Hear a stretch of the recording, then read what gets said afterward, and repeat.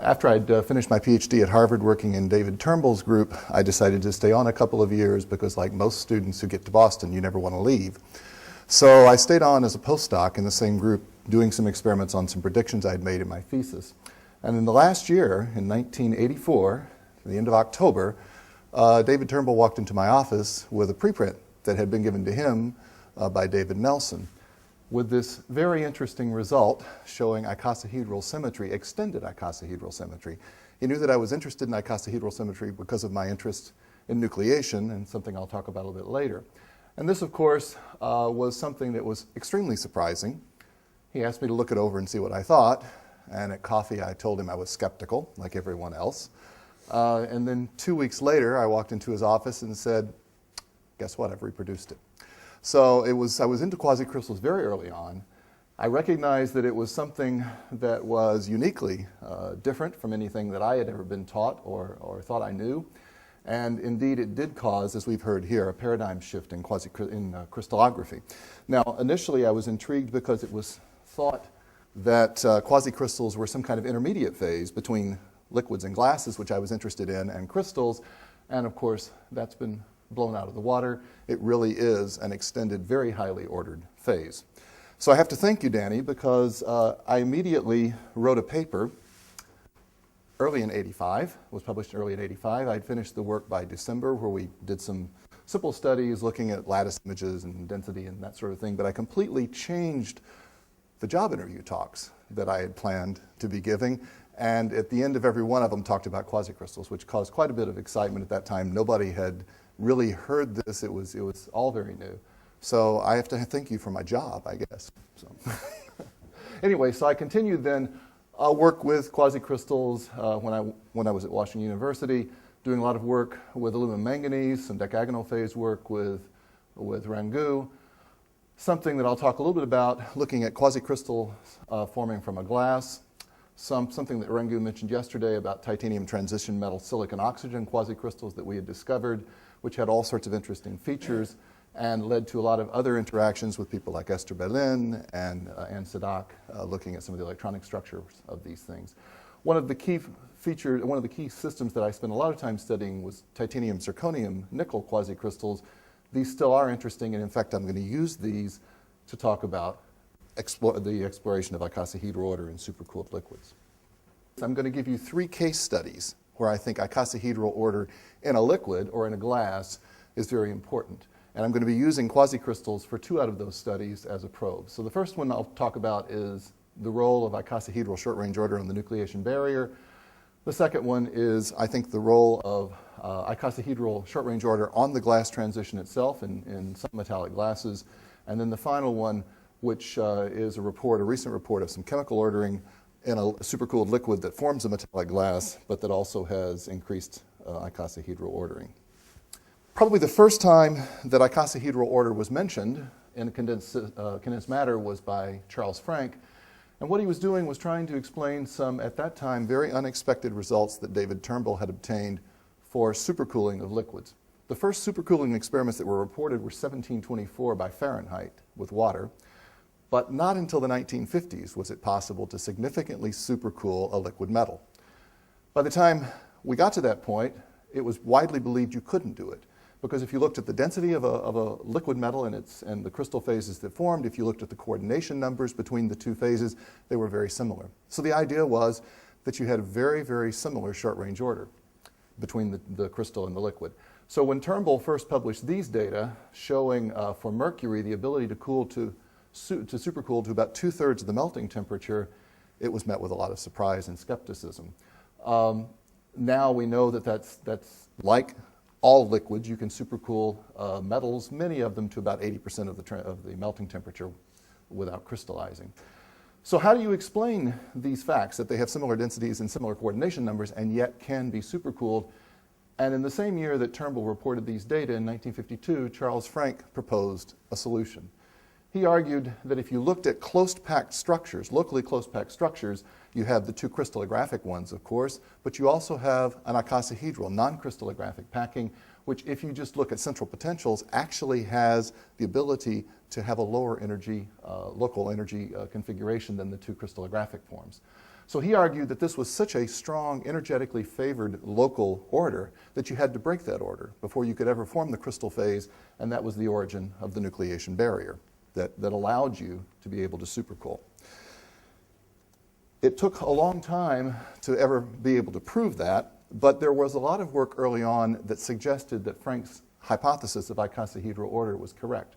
If you look in some of the early computer calculations, for example, of dense random packing of hard spheres, Bernal and Finney noticed, looking at the frequency of edges of polyhedron, certain number of edges per face, that there were a large number of them that have 5 edges per face, indicating some kind of pentagonal order. Later on, Seinhart, Nelson, and Ronchetti did some simple Leonard-Jones kinds of molecular dynamics calculations, and they chose to analyze their order in terms of a spherical harmonic, which I'll talk a little bit about later. But the key point is that the order of the harmonic 6, they argued, signaled icosahedral symmetry. And if you looked at their data, going from about 0.72 of the melting temperature here to about 0.56, you saw a huge increase in the amount of icosahedral order compared to other types of order in the liquid. They also noticed in an early paper that, this was in Sachdeva and Nelson, that if you looked at many metallic glasses, you could compose the peaks that you find in metallic glass diffraction patterns by looking at key vectors in an icosahedral packing, again pointing a similarity between liquids, or in glasses in this case, and the icosahedral order. Experimentally, some of the earliest work, I think, was the work that we did looking at the crystallization of the icosahedral phase from an aluminum, copper, vanadium metallic glass. This was a particular glass that we chose because the transformation was to a phase of the same stoichiometry. We were not able to do detailed nucleation experiments, and I'll present some later that are more detailed, but these early measurements were basically looking at the transformation kinetics and then trying to extract from that something about the nucleation barrier. What we found when we did that was that we had a very, very small interfacial free energy between the liquid and the icosahedral phase, which again supported this notion that those two phases were structurally very similar, and so therefore the glass was icosahedrally ordered. Similar work was going on a little bit later at the DLR in Cologne. Dirk Holland Moritz did a systematic study of liquids and their reduced supercooling.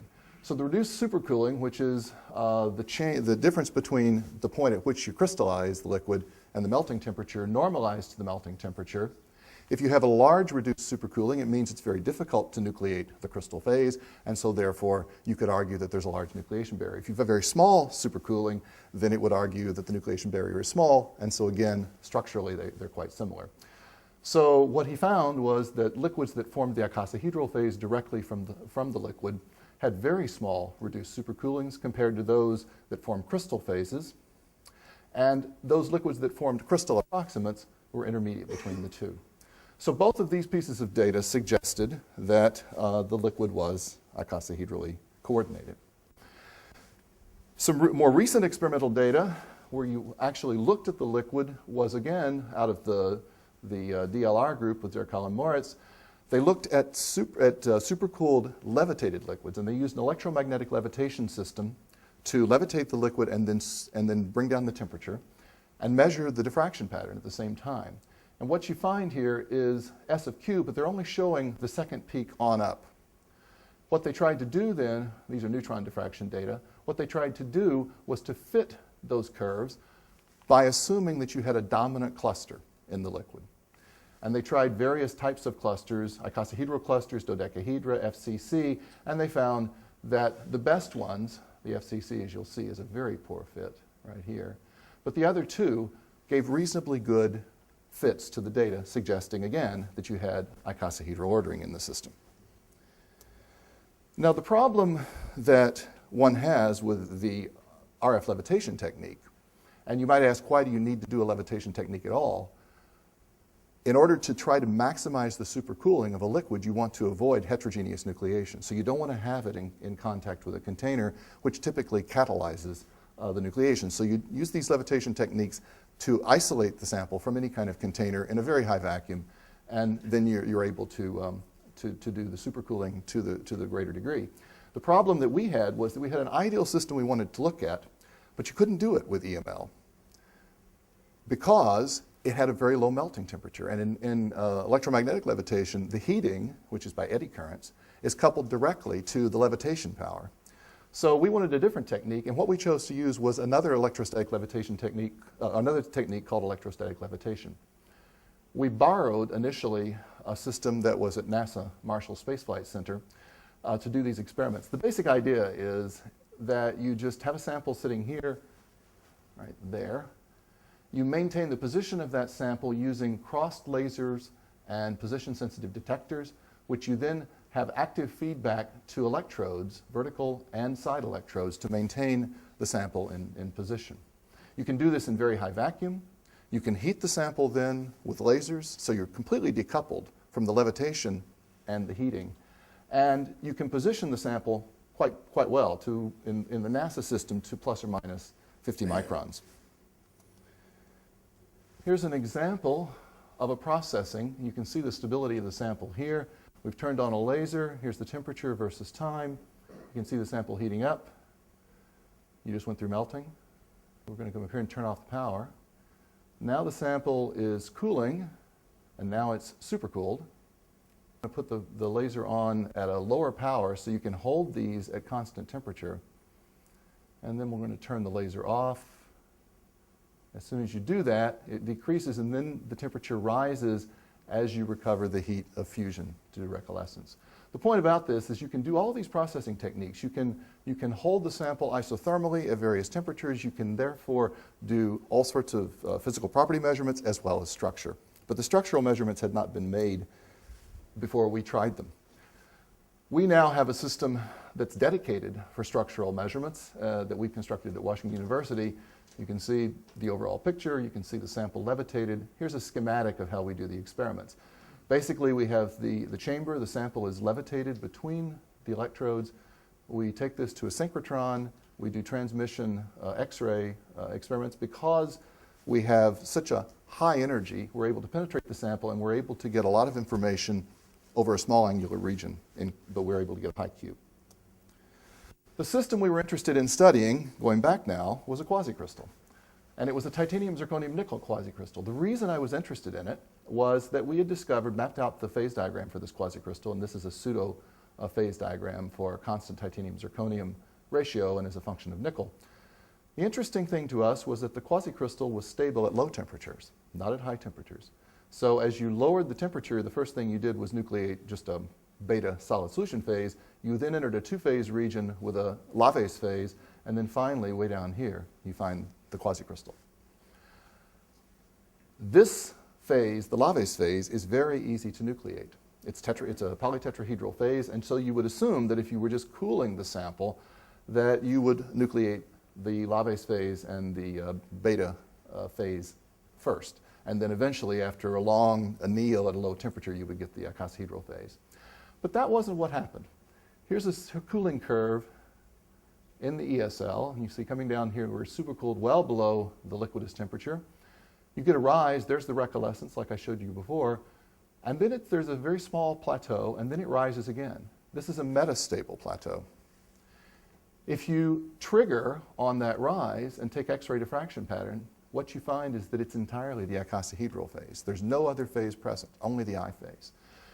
So why would the I phase nucleate more readily than the lavase phase? Well, there are a couple of reasons. One is it's closer to stoichiometry, but that's probably a very minimal condition in the liquid phase.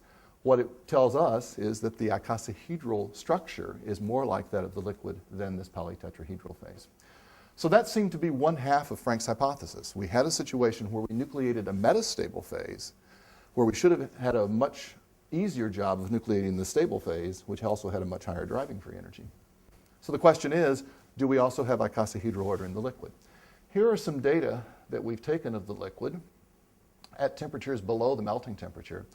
And you see that it pretty much behaves as you would expect any kind of S of Q to do in a liquid. You get a sharpening of the first peak as you end up densifying the sample and the order becomes better defined. You get a pretty much uniform sharpening of the other peaks, but it's the second peak. Again, that was the one that Dirk focused on. It's the second peak that changes. It changes in character. So it starts off being roughly rounded and single peak, and then you start getting a sub-peak that's growing.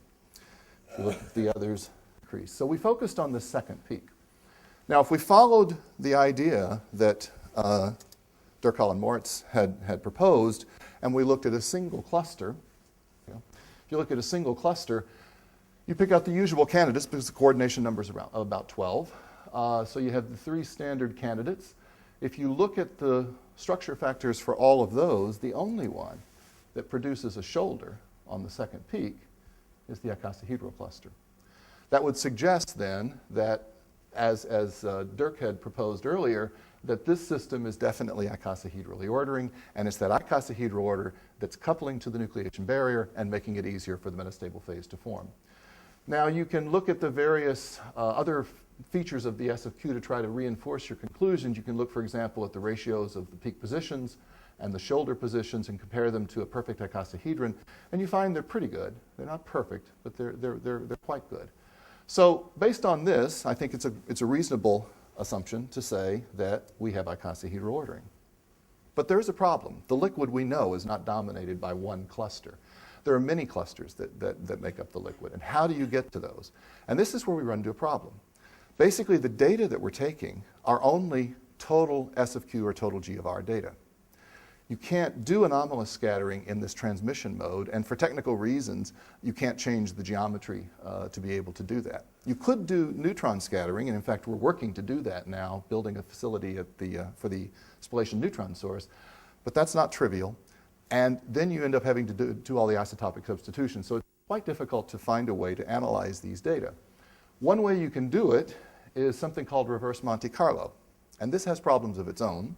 Well, let me just mention what it is. Reverse Monte Carlo is you take your S of Q data, your total S of Q data, and then you try to force an ensemble or change an ensemble until it matches up to the S of Q or G of R data through just a Monte Carlo technique. It has no energy involved in the basic Monte Carlo. Once you're given that, then you can take that ensemble and analyze it, and you can use things like the bond orientational order parameter analysis that Steinhardt et al. Proposed, where basically you look at the angles between the central vertex atom and the central atom and the vertex atoms in terms of the angles, and then you construct something in terms of the spherical harmonics. The key point again is that the icosahedral order is Q6. Something that we prefer to use is something called a Honeycutt-Anderson index analysis, and this is a very local index analysis. The bond orientational order parameter analysis is more of a cluster analysis. This gives us information that's subcluster, that's the local symmetry of atoms. Basically, you go through the ensemble, you pick 2 atoms in turn, which you call the root pair, and then you look at the arrangement of atoms around the bond between the root pair. The one that we're most going to be interested in is the 1551, which means 1 signals that we're looking at nearest neighbor atoms as the root pair. That bond has 5 atoms, and each of those are nearest neighbors. And that corresponds to the center to vertex of an icosahedron. So this would indicate perfect icosahedral order. You could have distorted icosahedral order where, for example, you lost one of the atoms out of this ring, and that would be a 1431, or you had all 5 atoms, but one was moved so that you only had 4 nearest neighbor atoms in the ring, 5 around the bond. And that would be another example of a distorted icosahedral order. And you can construct these for all sorts of local crystallographic and non-crystallographic symmetries. Well, here's a result of an RMC fit to the titanium, zirconium, nickel data. The red line is the fit. The black dots are the data. So it fits quite well. If you analyze it in terms of the Honeycutt-Anderson indices, you find that crystallographic indices like the 1422, 1421, or the BCC 1661 are present, as you would have expected. You're going to have other kinds of local order. But by far and away, the dominant contribution to the order, and I apologize for the green, it's probably hard to read, the 1551 is the highest, followed by the 2 distorted icosahedral types of order. If you look at the bond orientational order parameter analysis, you also see that as you decrease the temperature, you get an increase in Q6, which again is consistent with what Nelson, Steinhardt, and Ronchetti would argue. So based on that, it looks as if we have a lot of icosahedral order. Now you can still question me, and I suspect many of you will, about how unique one can believe an RMC analysis. My argument is based on what I've seen and on our experience, is it gives you the most disordered structure that's consistent with your SFQ data. So it's a maximum entropy type of technique. We've tried many different starting configurations. We also have tried to use constraints based on ab initio calculations, which we're doing with Mike Whittam and others. And it seems to tell us that the overall topology is robust. So in other words, it is icosahedral in these liquids. What is not robust is if you start looking at partials. So I'm very careful not to say anything about local chemistry here. But the overall topology appears to be robust. If you look at how the number of 1551 pairs increase as you decrease the temperature, you find out that it goes up quite a lot. And what's interesting is that at the point where you sort of estimate the coherence length just by looking at the SFQ data itself, it turns out that by the time that gets very close to what would be within the classical theory of nucleation, the critical cluster diameter, you end up getting crystallization. So what that's arguing is that the liquid itself, in this case, is acting as a template. It's almost like heterogeneous nucleation. So the icosahedral order in the liquid, once it gets large enough, can catalyze the nucleation by acting as a template for the icosahedral phase. And that's an interesting point. It goes beyond what Frank, I think, was arguing. It tells us that the distinction, at least in this case, between heterogeneous and homogeneous nucleation is a little bit blurred. So the liquid structure can actually become quite important. We also see similar kinds of icosahedral ordering in pure systems. Here are some data taken just at one temperature, 0.8 the melting temperature, for titanium, iron, and nickel. Again, focusing on this second peak, you see that the nickel has a much more prominent shoulder. This shoulder does appear to be characteristic of icosahedral order, and you see that that becomes diminished as you move towards titanium. It's interesting that it does that because I think what's happening is we're actually getting some kind of competition between close packing, which is what the icosahedral phase or icosahedral order would want to do, in competition with the angle-dependent bonding that you're going to get in the transition metal. As you move towards the nickel, which is becoming more closed shell, then it becomes less important for the angle-dependent bonding. But it's interesting that it emerges in pure metals as well. Now, a detailed analysis, which I'm not going to present here, would tell us that this icosahedral order, even in nickel, is rather distorted, more distorted than the titanium and zirconium nickel. But nonetheless, there appears to be some icosahedral order there, quite a bit. That's icosahedral order in the nucleation barrier. So it looks like Frank was correct, at least in the systems we've looked at. What about the glass transition? There's been a lot of speculation about what the glass transition is. Now, let me talk a little bit. I'm not sure how many people here are so familiar with metallic glasses, so let me just say what a metallic glass is. Everybody's familiar with this kind of glass. Maybe you're less familiar with that kind of glass. These are metallic glasses that have been produced at Caltech, and you can see that they're quite large. They have an amorphous structure. They're metals, but they actually have, I guess if you want to call golf clubs practical, they have a practical application. These are quite good golf clubs, by the way. One of the things that's characteristic of any kind of glass is this transition called the glass transition, which is a very poorly understood transition where you basically look at, for example, the viscosity. You find out that as you're cooling into the supercooled liquid region, once you pass this glass transition, it can no longer maintain the supercooled liquid, and it goes off on what is called an isoconfigurational. So in a sense, you've frozen in a local structure in the glass.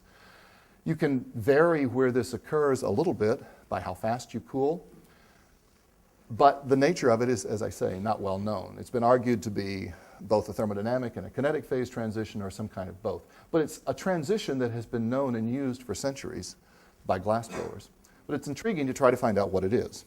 If you look at the structure of bulk metallic glasses, and these are now some ab initio calculation from Evan Ma's group at Johns Hopkins, if you look at these structures, which they obtain of experimental data, reverse Monte Carlo analysis, and then some MD calculations as well, they find out that there are distinct polyhedra in the glasses, as you might expect, generally solute-centered, so there's a lot of chemical short-range order. But if you look at the kind of order you find that icosahedral order is, again, quite prominent. In some glasses, less so. In nickel phosphorus, for example, this is a Voronoi tessellation analysis. So this tells me that I have 12 faces that are five-fold. then that's a perfect icosahedron. And you see it's not as large as some of the others. But if you look, for example, in zirconium platinum, it's the dominant kind of order. So depending on the glass, you'll find more or less icosahedral order in competition with other kinds of local structural order. Now, one of the ways we can look at this is through structural studies, like I've just presented to you. But there's another way. And I think it's not given the sort of focus and attention that it deserves. And that is going back and looking at the nucleation rate again. If you go through nucleation theory, and typically what people mean by that is the classical theory of nucleation, you can make a prediction about what the interfacial free energy will be, and that tells you, that's the measure of the similarity across the interface between whatever the initial phase is and the nucleating phase. To do that, you need to know something about the interfacial mobility, which is often not known, and you need to know something about the driving free energy, which you can measure if you're careful. But then how do you get the data themselves? If you just take a glass and you anneal it at a given temperature, you heat it at a given temperature, you have both nucleation and growth happening at the same time. And it's very difficult to deconvolve those two. But a trick that's been known in the silicate glass community for ages is to use what are called two-step annealing treatments. This allows you to get directly at the nucleation rate. And what that means is that the region of significant growth and the region of significant nucleation, sort of plotted here schematically as a function of temperature, are typically different in the silicate glasses. They're not overlapping. And so therefore, you can come up with an experiment very easily where you go to a lower temperature near the peak in the nucleation rate, and you hold for a given time, and that produces a population of post-critical nuclei larger than the critical size for nucleation. You then quickly change the temperature to the growth temperature, to the temperature close to the maximum of the growth rate, and you find out you can grow those, but you don't produce very many. Same down here, you don't grow the ones you produce at Tn. So you can do these two separate annealing experiments. When you're finished, you just count directly the number of nuclei, and that tells you how many nuclei were grown that are larger than the critical size at the growth temperature, but were prepared at the nucleation temperature. And you can calculate that, measure that directly, rather, by some microscopy technique. When you look at the number as a function of annealing time, and now annealing time means at the nucleation temperature, you expect the number to increase linearly if you have a steady state nucleation rate, which is what most people assume. But glasses are different. Glasses don't necessarily have a steady state nucleation rate because glasses are cooled very quickly. If they're cooled too quickly, they can't maintain the steady state cluster distribution all the way down. And so when you begin to do a nucleation experiment, you'll find out that you don't have the steady state nucleation rate. You have something that's much less. So if you look at the number of nuclei that are measured as a function of time, there's what you expect. But what you find is that it's displaced. So you start off very low, very slowly, and then you finally rise to a rate of production that is exactly what you would have expected for the steady state rate. And the reason for this, again, is that it takes time to develop the steady state distribution at the temperature on which you're doing the measurement and annealing. This is nice because it turns out that if you extrapolate this back, the steady state rate back, it looks as if to first order nothing happened until this time theta, and then it started nucleating at the steady state rate. This time theta, which you can easily get from the experimental data, contains within it the key dynamic parameter within the classical theory, tau, which is the time that it takes to diffuse through the critical region, and that gives you a direct measure of the attachment rate. So you don't have to measure mobility and make assumptions. You can get the data directly. Here are some data that we collected, and these are the first data that it's been possible to collect from metallic glass. It's very difficult in metallic glasses to find a situation where the nucleation and the growth are separated. Most of the time, they're very closely overlapping. But in this case, they were separated enough that we could get time-dependent nucleation data, and this is for nucleation of the quasicrystal phase. And you see that you get exactly the behavior that I showed you in the previous slide. By the way, the previous slide was from a silicate, lithium disilicate glass. It's the same characteristic curves. From that, we can get the steady state nucleation rate just by taking the slope, and we can get the induction time. The induction time, as I mentioned, is connected directly to the transient time. And if you go through the theories that have been developed, there's a very good one by Dimo Koschev, and he predicts that if you are really looking at good time-dependent nucleation data, then they should have a scaling relation. So if I look at the number normalized to the steady state rate and tau, both of which are measured quantities now, because I get tau from that, then, and I plot that as a function of t over tau, I should get a universal curve. And this is what we get for our data. So they're very good. They are indeed time-dependent nucleation data, and they fit exactly what we would expect. That means, knowing the transient time, we have a direct measure of the interfacial mobility. That's often an unknown when you're trying to fit nucleation data, and you don't have to make a guess. We know it. You can calculate the driving free energy from the enthalpy and measured specific heats between the crystal and the glass phases. And so you have a no-fitting parameter way of fitting the data. The one, you have one parameter that you don't know. You don't have to adjust these other two. And the one that you pull out is the interfacial free energy. And this is what you get for the interfacial free energy between a quasicrystal and a glass. Now, to put this in perspective, if you looked at something like aluminum and its melt, it's about 0.3. So this is very joules per meter squared. So this is much smaller. This is a very small value for the interfacial free energy. This could only happen if you have very similar structures, both chemically and structurally. So this is, I think, a very firm piece of evidence that the glass has significant short, and in fact, other experiments show medium-range icosahedral order. Now, how does that compare, then, with what you would expect from the structural data? Here are the supercooled liquid data all the way through the glass transition. In this particular case, the glass is so easy to form that you can just let it cool and measure continuously all the way into the glass from the liquid. You see that there's a prominent growth of that second peak again.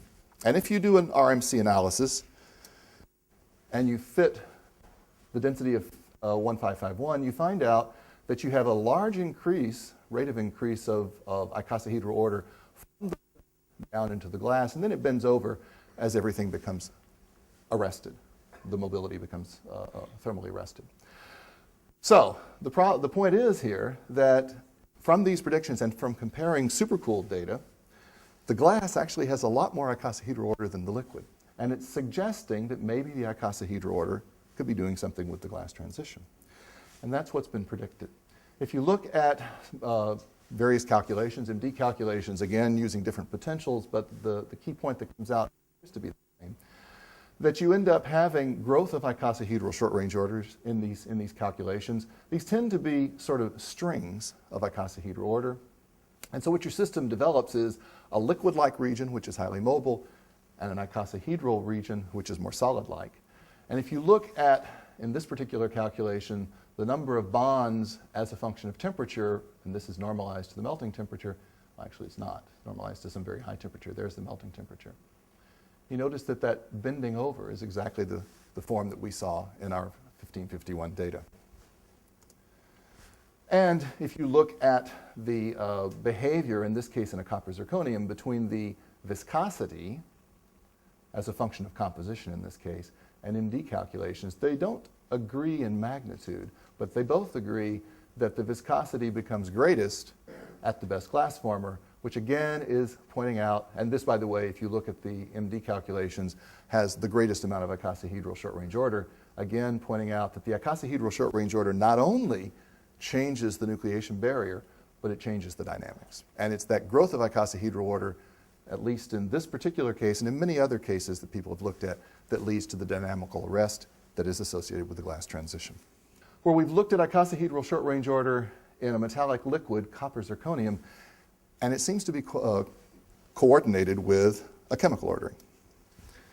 If you look at these three different compositions, and this is now looking at G of R, the pair correlation as a function of distance, you find out that if you are in a copper-rich glass, and these are liquid data, but these particular ones are liquid, but these are all candidates for metallic glass formation. If you look at the liquid or the glass, you find out that you have a hump down here, and that correlates with copper-copper and copper-zirconium separation distances, and that comes from some work by Ann Sadak doing some XF studies of the glasses. If you look at a high zirconium liquid or glass, you find out that it's dominated by a peak up here which corresponds to the zirconium-zirconium separation distance. If you look at something toward the middle, what you find is contributions from both. But what's interesting is if you cool the liquid at that middle composition, and you take the difference between the G of R's, now this is capital G of R, minus the 1 at 1100 degrees, what you find out of focusing on this first peak here is that as you go down in temperature, starting at 1000, the zirconium-zirconium contribution is greater than the copper-copper-copper-zirconium. But as you go down in temperature, that changes. And then all of a sudden, the copper-copper-zirconium contributions begin to overtake and actually exceed the contributions from the zirconium-zirconium. If you plot that, looking at these ratio of the peak heights as a function of temperature, you find out that occurs at a rather abrupt occurs abruptly at a temperature of around 850 degrees centigrade. This has all the hallmarks of a chemical ordering process. Okay, so if you look at the icosahedral order, you see that the icosahedral order is increasing, distorted icosahedral order is decreasing, and if you compare it to an MD calculation, you see it's increasing in exactly the same way that you would expect as a function of temperature for this composition. So there's an increase in icosahedral order corresponding to that chemical ordering, and you find out there's a peak in the specific heat. We don't know exactly what this transition is, but it's pretty clear that we're getting some kind of chemical ordering in the liquid. It's associated with an increasing icosahedral ordering, and it's very likely because we're getting copper-centered icosahedral clusters. So let me just finish by saying icosahedral ordering is common in metallic liquids. It's correlated with chemical ordering as well. It looks like it plays a key role in the glass transition for some metallic glasses. And it may be very strong in systems. We find it in some cases we can even get medium range ordering in equilibrium liquids. So with that, let me just point out that this work was done with a lot of people, many who are at WashU and former students, and then some collaborators. And I'll end by saying again, thank you, Danny, for your contribution, because it certainly led to a lot of interesting work that I've been involved in.